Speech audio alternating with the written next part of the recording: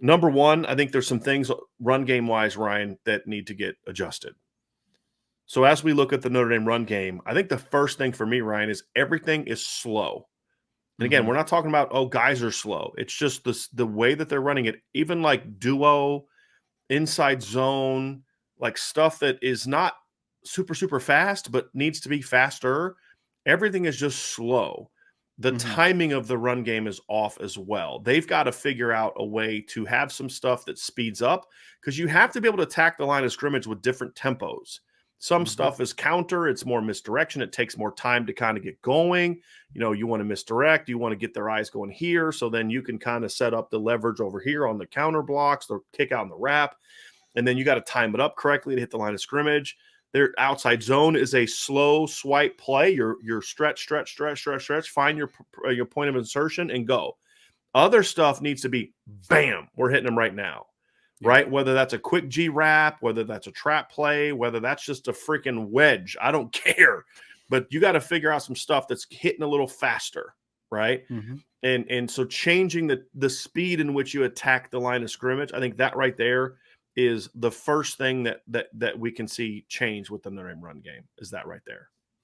Yeah, everything just seems like it's taking forever. I mean, it does, man. Like, it just, and I know I know Notre Dame's running backs are not that slow. Like, I know they're not, right? And it's frustrating. It is frustrating because it's like, Brian, like an inside zone, right? Like, you're talking about an inside zone. You're working front side, and then maybe it hits backside A, B. I feel like everything is hitting front side, but hitting front side slow and not going anywhere. That's what I feel like right now. Every team I've ever seen run the inside zone out of shotgun, it's never meant to go play side.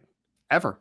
I remember Chip Long had this philosophy, and I got a laugh out of it when he said it to me the first time. And then I realized he was serious. And I was like, oh, okay. He said, he said, I told the backs, if you go play side with your insertion and you don't get at least 4 yards, I'm yanking you out of the game. Love it. Because it's not meant to go play side. It's meant to cut backside, but they're not doing that right now. And then duo is meant to be a call side run. So if you're running duo to the right, it's meant to go to the right. If you're running inside zone to the right, it's actually meant to cut back to the left. Right. And inside zone needs to be I say slow swipe, and the inside zone is a fast swipe, right? It's you got to go. You're coming off hard, getting that double team, push to the next level, get movement. Back's got to hit it, see it, cut, and then you're ready to rock and roll. And so we're not seeing enough of that from this offensive line, and then from the design of the play, because the backs are slow getting downhill. That needs to get corrected now. And the only way you can be that slow with your insertion is if you're Wake Forest, and it's because you're running that super slow read where you're pulling and throwing an RPO off of it. And that's not what they're doing. And I don't love that offense either, right? I don't, because it's why they get stopped by every good defense they play. I'm simply making the point that's the only time schematically that makes sense, right? Is to do that.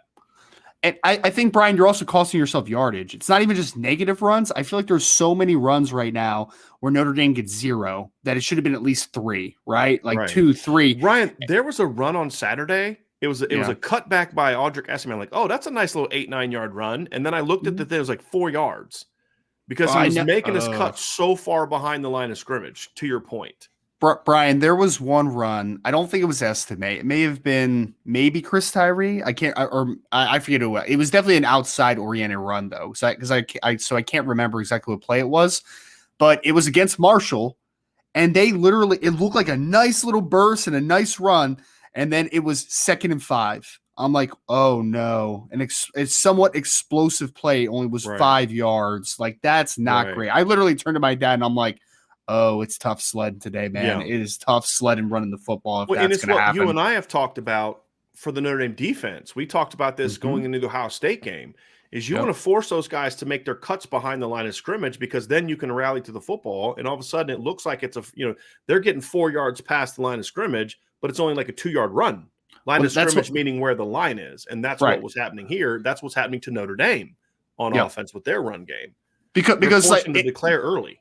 100%. So the thing is that, a lot of players are taught to spill everything, right? Like, they want them to spill to the outside. Why? Because You want a running back to run as far as he can for minimal yardage. Like, you want that to happen, man. It's gap integrity, and also you're putting tread on the tires. If a running back ends up running 20 yards to the sideline to get 2, it's like, oh man, I just wasted a lot of effort to get 2 dang yards, right? Like, those things, that matters. That matters so much. So yeah, that was my worry on Saturday though, Brian. I didn't even text you about it when it happened, but literally it was a 5-yard gain. And normally you're like, oh cool, 5 yards. Right. But like, I was like, oh man, that was way too difficult to get 5 yards. Like, that was not an easy 5. Like, that's a lot of effort to get 5 yards. Not great. Not great. And it's got to get better because you do not have Tyler Buckner to bail you out with the pull stuff this week like you've had in the past.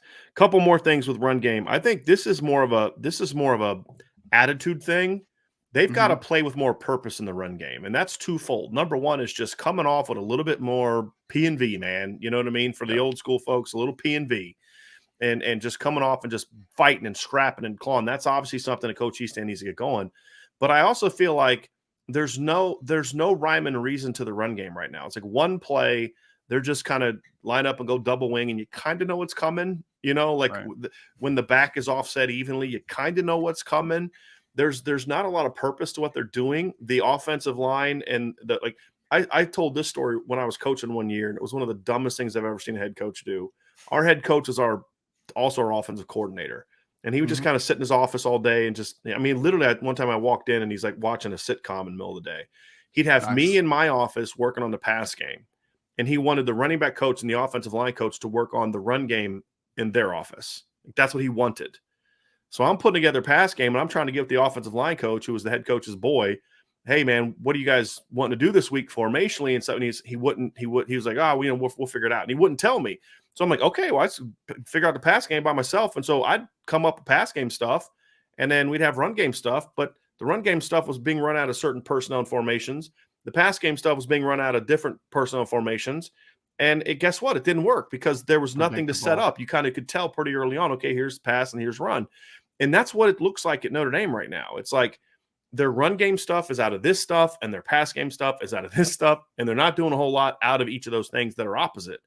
And so that's what I mean also by purpose. So there's purpose in how you're going about your business, and then there's purpose in like, what are they trying to do here? Like everything in an offensive game plan should kind of work together and build together. Yeah, we're running this because we know we're going to set up some stuff over here, or we're running this because we know if they do this to overplay it, we've got this pass game stuff to go to hurt them. Or if they overplay us this way, we've got some run game stuff to go to. There's just not a lot of that right now, Ryan. Like when they're in 12 and 13 personnel, pretty much know what's coming. When they're 11 personnel, pretty much know what's coming. And I think that's kind of really what I want to see more out of the run game, is just a sense of purpose. So mixing up your tempos, right, with how you get downhill. I think the personnel changes we've talked about. And the other thing too is part of that is, Ryan, they need to run the ball more out of their spread looks.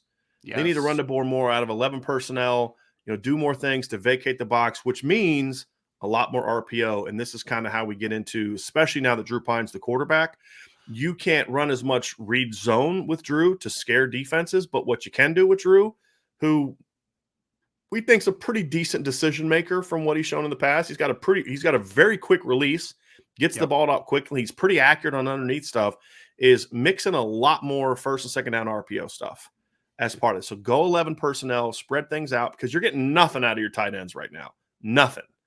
So spread out more, do more RPO stuff within your run game.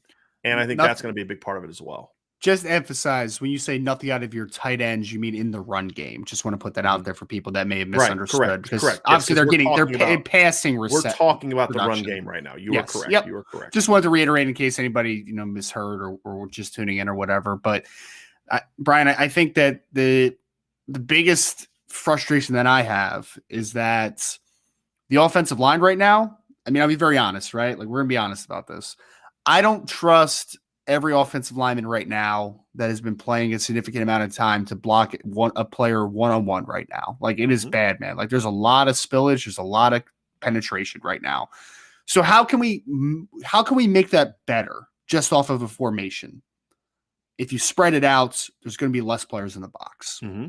It's basic, man. Like Right. it's not rocket science, guys. Like at the end of the day, football is a numbers game. And you've heard me say that a million times at this point, right? If you're not blocking well up front, let's make it so that there's less people to block, right? Like it's so basic, man. It's so especially with, and we're going to talk about Drew Pine more in depthly, but Drew Pine is not the runner, obviously, that Tyler Buckner is. Tyler Buckner gives you a numbers advantage with the way that he can run the football.